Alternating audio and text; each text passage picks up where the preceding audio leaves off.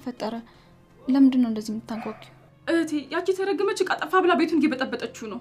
ማ ኤልሹ ናት? ብትሆን ጥሩ ነበር። እሷ ሳትሆን ሄለን ነች እያበደች ያለችው። ምንድነው? የምን ዕቃ ነው ደግሞ? ጌጣጌጥ ምናምን እያለች ነው። እኔ ገብቶኛል። ሁን ብላ ተንኮል እያሰበች ነው። እህቴ አላየሽውም አይደል? አዎ እኔ እንዴት አየዋለሁ? ነይ እንሂድ። የት? አንቺ እንድጠራሽ ተልኬ ነው የመጣሁት። እሺ በቃ እንሂድ። እንዴ እህቴ ይሄ ደግሞ ማን ስልክ ነው? ከየት አመጣሽው? ቤሉል ሰጥቶኝ ነው እህቴ። እባክሽ ደብቂው። ይሄ ደግሞ ሌላ ችግር እንዳያመጣብን። እሺ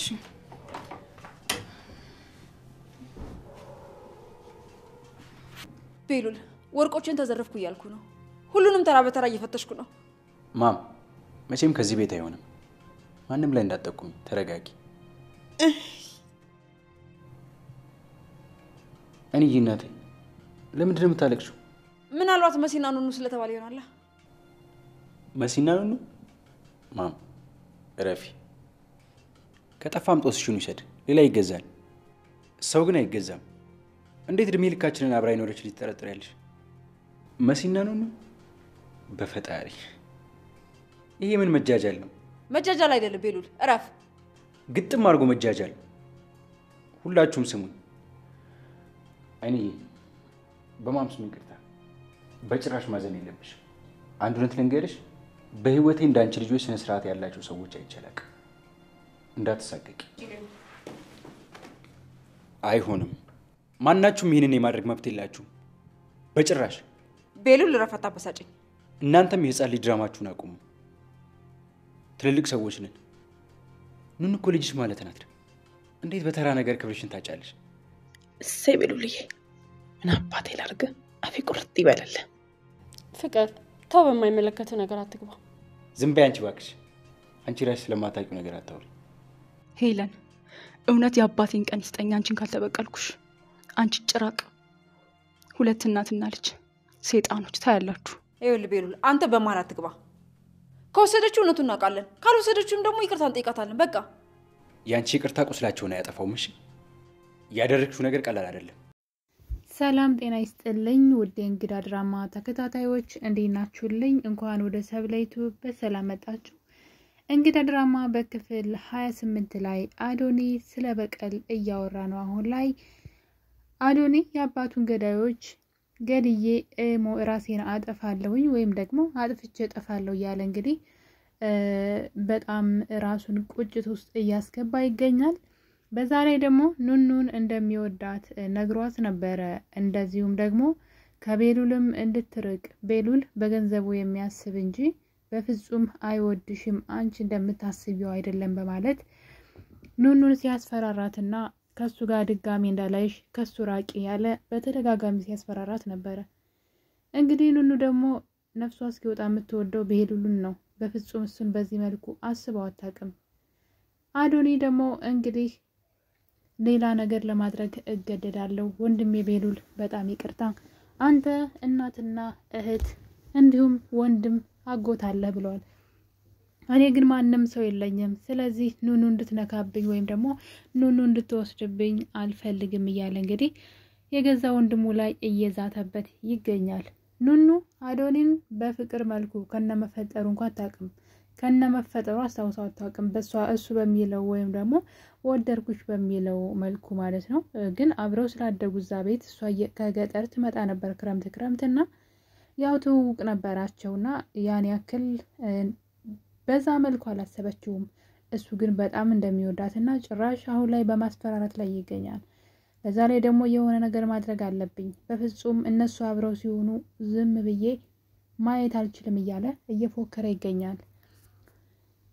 እንግዲህ እሱንም ጭምር መሰለኝ የአባቱን ገዳዮች ብቻም ሳይሆን ቤሉልንም ጭምር በቀለዋለሁ እያለ ነው ማለት ነው። ምክንያቱም ኑኑያት እኔ ስላሰብኳት ከሱ ጋር እንድትሆን አልፈልግም፣ የኔን የሆነ ነገር እኔ የፈለኩትን ነገር ማንም ሰው እንዲወስድብኝ አልፈልግም እያለ ነው። ስለዚህ ምናልባትም አዶኒ የገዛ ወንድሙን ቤሉልንም ሊጎዳው ይችላል ብዬ አስባለሁ። በዛ ላይ ደግሞ የአባቱ ገዳዮች እንዲሁ ዝም ብለው በነፃ እየኖሩ እንደሆነ ስለታወቀው አሁን ላይ በጣም ቁጭት ላይ ነው ያለው። ማንም ዘመድ የለው፣ ዘመዱ የገዛ አባቱ ብቻ ነበረ።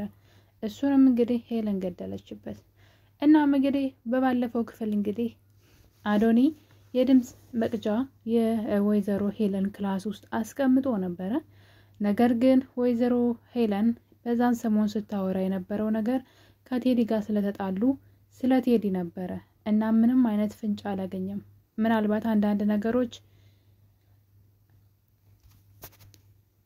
የመሲን ጓደኛ ስለ መሲ ስታጣራትና መሲ ምንድነው ለአቶ ቶማስ የላከችለት ስልኩ ላይ የምታውቂው ነገር አለ ወይ ተናገሪ ስትላትና ከዛ ውጭ ቴዲ ጋር ደውላ አብረው እንዲመለሱና ይቅርታ ስትጠይቀው ብቻ ነው። ሌላ ነገር ምንም መረጃ አላገኘም። እሱም ደግሞ የድምጽ መቅጃውን ለመውሰድ በጣም ቸኮለ። ትንሽ ቢቆይ ጥሩ ነበረ። እሱ ግን በፍጥነት ነው የወሰደው። መጀመሪያም ሲያስቀምጠው ዘግይቶ ነበረ። ወዲያው የተጠራጠረ ሰሞን ቢያስቀምጥ ኑሮ በጣም ብዙ ነገር ወይዘሮ ሄለን እያወራች ነበር እዛ በጣም ብዙ ነገር ግን እሱ ከረፈደ ነው የድምጽ መቅጃውን ያስቀመጠው። እሱም ደግሞ እንግዲህ ከቴዲ ጋር በተጣላችበት ጊዜ ስለሆነ ምንም አይነት የተንኮል እቅድ ከማን ጋር ታስባለች። ስለዚህ ምንም አይነት ፍንጭ አላገኘም። ነገር ግን በብዙ ነገሮች ምክንያት ወይዘሮ ሄለንን ይጠረጥራታል። ከአባቱ ሞት ጋር ሁላ ነው የሚጠረጥራት እና አሁን ላይ ግን አዶኒ ሁላችሁንም እበቀላችኋለሁ፣ አንድ ባንድ አጠፋችኋለሁ፣ ይሄኛውን አዶኒን ማንም ሰው አያስቆመውም እያለ እንግዲህ ራሱን በስካር ውስጥ አድርጎ በቁጭት ሲናገር ያየነው ነው። በእርግጥ ስለሰከረም ሊሆን ይችላል። እኔ የምለው ሰዎች የሆነ ነገር ማድረግ ሲፈልጉ ሲሰክሩ ብቻ ነው እንዴ ጎበዝ የሚያጫውታቸው? እኔም በጣም የገረመኝ ነገር ኑኑያትን ወደድኩሽ ብሎ ከኑኑያት ጋር ከመጃጃል ይልቅ የአባቱን ገዳይ መፈለግ ነበረበት። አባቱ በሰው ነው የተገደለበት እና እሱ ግን ከኑኑ ጋር ሙጭጭ ብሎ ጭራሽ ቤሉል ላይ መዛት ጀምሯል ማለት ነው። ከነመፈጠሩ የማታውቀው ልጅ ወደድኩሽ በማለት የገዛ ወንድሙን እንደ ጥላትና በሱ ላይ ተንኮል ለመስራት እያሰበ ነው። ይህ ነገር ልክ ነው ብዬ አይደለም። ሲጀመርም የድራማው ሀሳብ የቤሉልና የኑኑያት ታሪክ ነው እንጂ እሱ ምናልባት አራጋቢ ሊሆን ይችላል። ምናልባት ኑኑያትን ወደድኩኝ ብሎ የፍቅራቸው እንቅፋት ሊሆን ይችላል እንጂ በፍጹም የኑኑያትና የአዶኒ ታሪክ አይደለም። ሲጀመርም የፍቅር ታሪኩ እዚህ ፊልም ላይ ማለት ነው። ሐረግ ድራማ ላይ እንደምናውቀው ናታንና ኤፉዬ ነበሩ አይደለ? የድራማው ላይ ታሪካቸው እንዴት መከራ እንዳዩ በፍቅር የተነሳ ከዛ ያፌት መጥቶ ደግሞ የፍቅራቸው እንቅፋት ሲሆን እናየዋለን። በጣም ብዙ ነገር ከቤተሰብ ጀምሮ እንዴት መከራቸውን ሲበሉ እንደነበር፣ እንዴት ለፍቅራቸው አብረው እንዳይሆኑ እንዴት ሲደረጉ እንደነበር እና እንዴት ዋጋ እንደከፈሉ ማለት ነው። እዚህ ላይም ያን ነው የሚያሳየው እና ነገር ግን አዶኒ እንቅፋት ለመሆን እንግዲህ ከአባቱ ሞት ይልቅ ምንም የማታውቀው ኑኑያትን በዛ መልኩ ማለት ነው በፍቅር መልኩ አስበው የማታውቀው ኑኑያትን ለኔ ካልሆንሽ እያለ እንግዲህ ሲጃጃል እያየነው ነው። አሁን ላይ ግን ብቸኝነቱ ስለተሰማው መሰለኝ ሁሉም ቤተሰብ እንዳለው ሲያስብ በጣም ኃይለኛ እየሆነ ነው። እንደዚህ መሆን አለበት። እንደውም ሄለንን በደንብ ተከታትሎ ዋጋዋን መስጠት አለበት። ሄለንን እሱ ከያዘላቸው ቤሉልና ኑኑያት በነፃነት ፍቅራቸውን ያጣጥማሉ። ያለዛ ግን ወይዘሮ ሄለን የቤሉልን ገንዘብ ለመውሰድ ስትል ግዴታ ያችን ሴት እንዲያገባ ልታደርገው ትችላለች። ከኑኑያት ጋርም ደግሞ ልታለያያቸው ትችላለች።